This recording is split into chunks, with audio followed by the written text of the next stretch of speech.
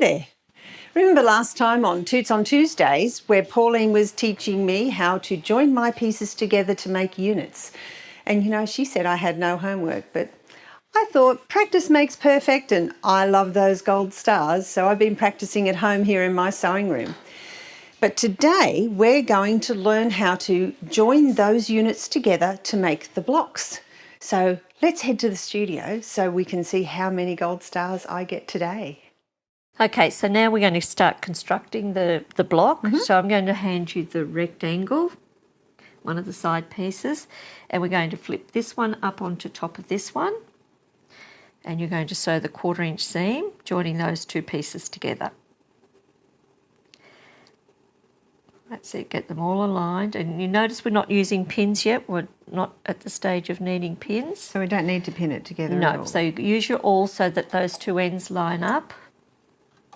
And the awl's very handy here because we don't want to flip that seam over. We want that to be a very flat seam.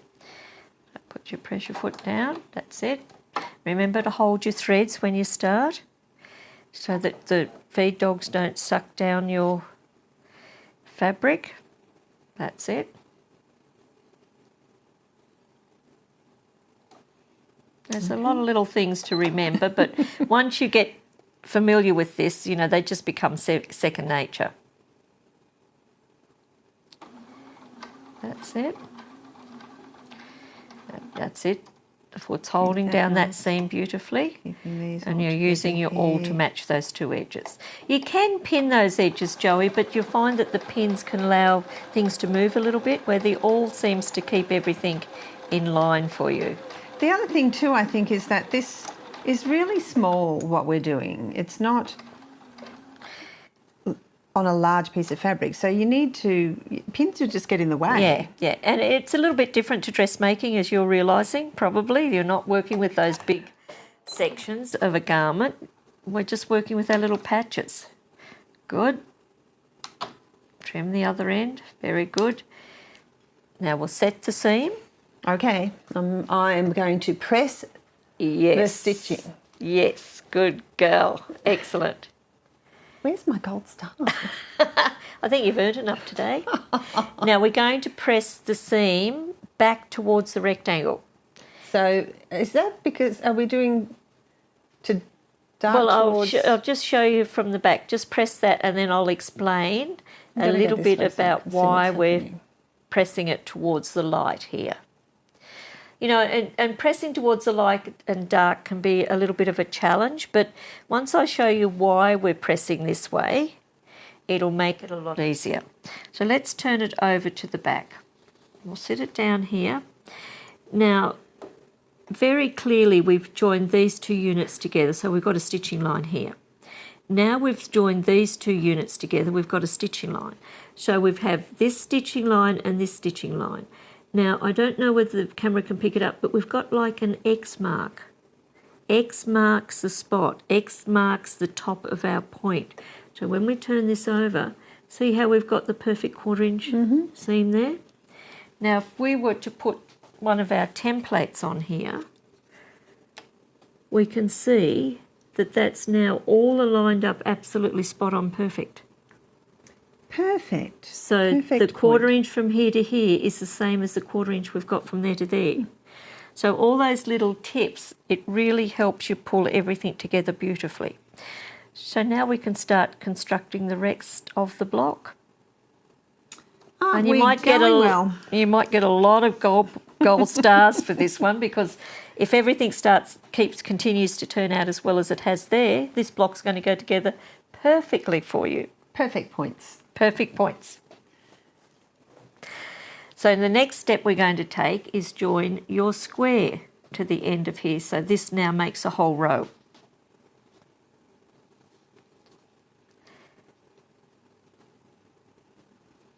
Now that's very good, because I could see you were deciding whether the square should be on the top, the plain square, or else whether the triangle should be on the top. I decided on the triangle because this is where the seam is. That's right. And that's easier for me to actually make sure that seam is laying flat as it goes through. Exactly right. You don't want that seam to flip over, because that makes it more challenging when we come to quilt. So don't forget to hold your threads when you start.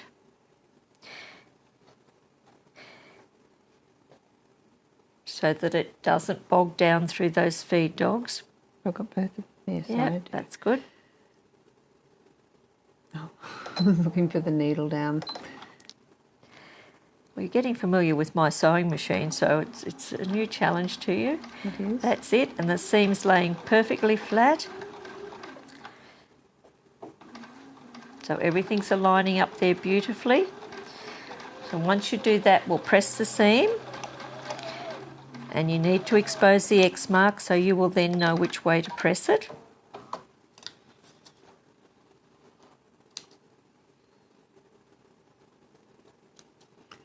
So I'm going to first set the your stitching. seam. Yes, set your stitching line on both sides. Press. And truly, everybody, it's so worth doing this because you don't want those threads to stretch. So, very good. So it's going to be this way. Yes. It's going to press out to the square because that way you're going to see the X mark. And that X mark's so important when we start to join our rows together. Beautiful. And you should have the exact 1/4 inch seam there. It looks like I do. It looks like it's perfect. Absolutely spot on. Very nice. Spot on. How clever are these tools? I'm amazed. Well, it's just finding the right things to make it accurate. Because I think if you're a beginner, if your first block turns out right, you've met so many hurdles. You won't give up. That's exactly right. And so many people give up on points. But a lot of times people just take the 1/4 inch, what their foot allows. But I've found over the years that doesn't work. You can't trust. Got to have exactly the same. So now we're going to pin these blocks together because we've started, you've done a great job. You've got this constructed so far. So now the next... Nobody saw me do that. No, the trick of camera. So now we're going to start to pin these this time.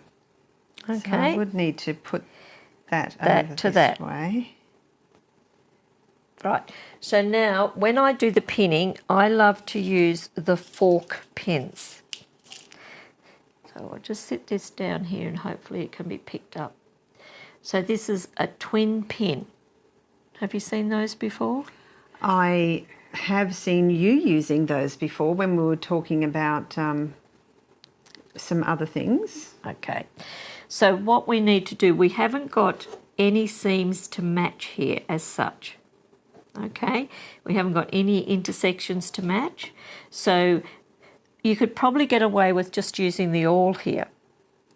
But I just want to flip this over to show you and explain to people. Do you notice that we've pressed the seam opened? Mm-hmm. Now we've pressed the seam open because of a lot of bulk that can happen here. See how if we press the seam that way, we'd get too much bulk. A lot of people don't agree with pressing the seam open, but if you use a good quality thread and a good stitch length, like we're using 2.5 stitch length, the thread won't split. Mm-hmm. So now what we can do, if we were just going to sew this with the without pinning it, we could start by holding our threads again. You would use the awl as you come down to keep everything laying flat and the awl at the end. That way you don't have to pin. How are you going? Do you think you can manage that, or would you like to pin? I'm just concerned about these. Good girl. Good girl. Because you could imagine that the feed dogs would flip them back the other way. That's So right, because that's underneath. That's why we need to pin. So now can I show you how to do this pinning? Absolutely. So the pin is on either side of that side. seam. Yes. So, you know, you can pin back a bit further so you don't have to remove the pin as you sew. Mm-hmm. I'm feeling the back seam. I'm feeling that that's in the right direction. Pin back here. And the same with this corner one. And the pins just save a lot of pain. So now you're ready to start stitching. Save a lot of pain unless you stick yourself with them. So that will hold them properly. Mm-hmm. Mm-hmm. And you can stop and look as you get to there. Now you're back too far. And don't forget to hold those threads. Yes, Mum. Okay. So you've got it all pinned nicely, so now you're ready to start. Just hold your threads, don't forget to hold those threads. I keep forgetting that.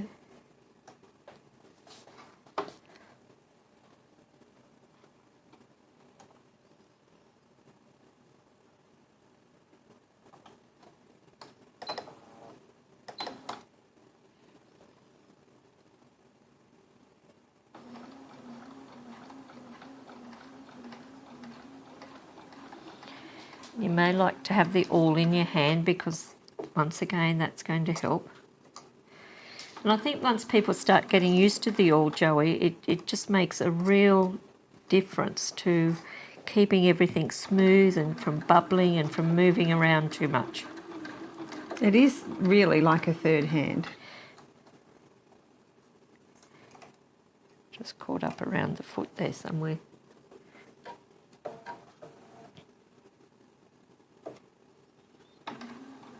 I'm still doing it.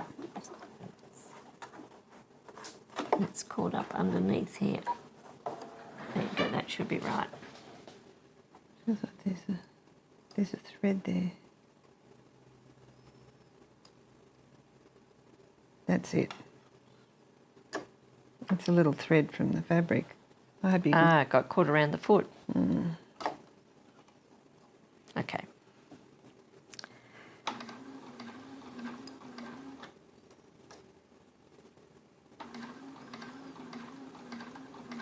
So pinning that pin down a little bit from the 1/4 inch, you're not having to remove the pin. Because you don't want to hit a pin with the needle because it can do damage to your machine and it'll break the needle and all sorts of things will happen. You can speed up. Now just watch that seam underneath that it's not going to flip over. So with your awl, just double check that. That's good. Hold with the awl.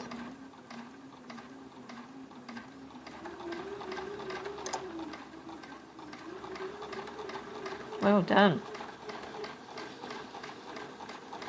And I'll slow down here again and just have a little look under. Yep. Make sure everything... And you can start to get a feel with your fingers that if things start to flip over the wrong way. That needle, I'm going to take that pin out. That's fine. It's just in the way a little bit. Well done. Let's make those threads a little longer for next time. Okay. Remove your pins and then we'll check your points. Oh, the big reveal. Oh, I'm nervous now. Just lay them out. Let's have a look here. Let's just pop it under here. Spot on, perfect. Oh, can the camera see that? Perfect point. And you can see you've got the perfect 1/4 inch up here. If you come down to the other end, you've got the perfect 1/4 inch down this end. So well done, Joey. That's beautiful. So now give that one a press. So do we press the stitching first? Always press your stitching line, back and front.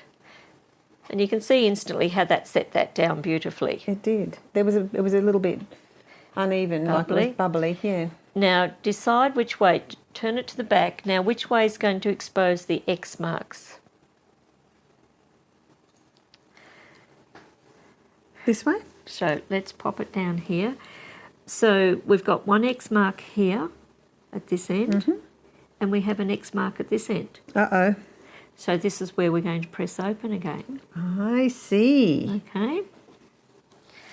So that'll help you when we start to join the blocks together with the sashing or however we may decide to do this.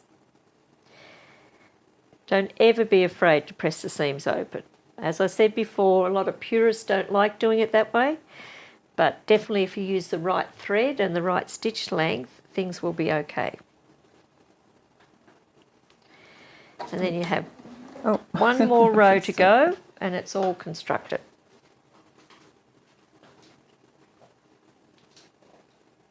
It's not as easy, is it? when you're pressing it in one direction. Yes. Now if you use your awl, that'll help you open up that seam. We just go this way, I think.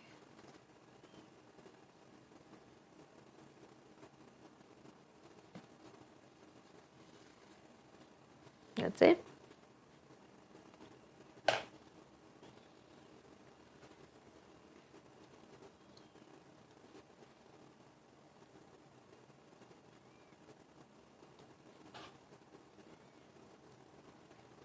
Great work. Then flip it over to the front and just check everything. Press back against that seam so it sits it nice and flat. And then now we join the last row on exactly the same. So we've got this one here. We've got our next row. So you're going to pin all of that and seam that across, and all the block is completely done. Completely complete. Completely complete, exactly right. So you just pin as we told you before, sewing right across the X mark. Pin your intersections and sew and watch the seams underneath so that they don't flip over. So I've pieced my block. You have. Can you have a good look at it? Are you happy with every little thing? You're happy with all your points? Got some good points here. That's a good point. Perfect. Oh, this one doesn't look quite right. Look at that. That's a dull point there, not a perfect point. It is. Your two purples are not coming in exactly together. So can you see what you may have done there? Why that may be like that? Let me have a look on the back. Oh, look at that. So I missed the X mark. You have. That row of stitching needs to be along there. And it's really two rows, two thicknesses of threads out, but you can see the difference that it makes compared to your other points. So what your homework is for next time, okay? Let's do a little bit of reverse sewing. Not unpicking, we just reverse it. And really you don't have to undo the whole row. You just need to do a little adjustment in your stitching line, because I think if we put our template on here, you're a little bit over your 1/4 inch. Yeah. Can you see that? Yeah. You're just a little bit out. And that's what happens when you're trying to watch the side of that foot. Sometimes you look at the needle instead of the foot, and that's where you can run off. But well done. Another little thing I notice here, that this one's not pressed out completely right. Oh, yes, I see how that. you've got that little bit of a fold? So another little bit of press. But you can see this fabric has stretched a little bit. And that's a normal thing that can happen. So, but we will attend to this little bit of stretching when we get it ready for quilting. So we'll get rid of that problem, not part of your homework. That's point's my part homework. of your homework. This, I'll show you how to get rid of this bit of stretching when we start preparing our 3 layers for quilting the block in our next lesson. So well done. You're not going to get 10 gold stars this time. We've lost one. When have I ever gotten 10 gold stars? Maybe in quilting. Maybe you'll really do well in quilting. But I love the fact that you've got your 1/4 inch points all the way around on the outside edge. So when we start joining this, if we join blocks together, you're going to have the beautiful 1/4 inch that'll line up exactly perfectly for you. So very well done. Hope everybody has enjoyed Joey's first experience at piecing. And hopefully that you'll make the block up and share some photos with us. That'd be nice, wouldn't it? That would be lovely. That would be lovely. But till we meet next time, it's bye from Pauline. Bye from Joey. Bye. Big eye for the square guy. Yep.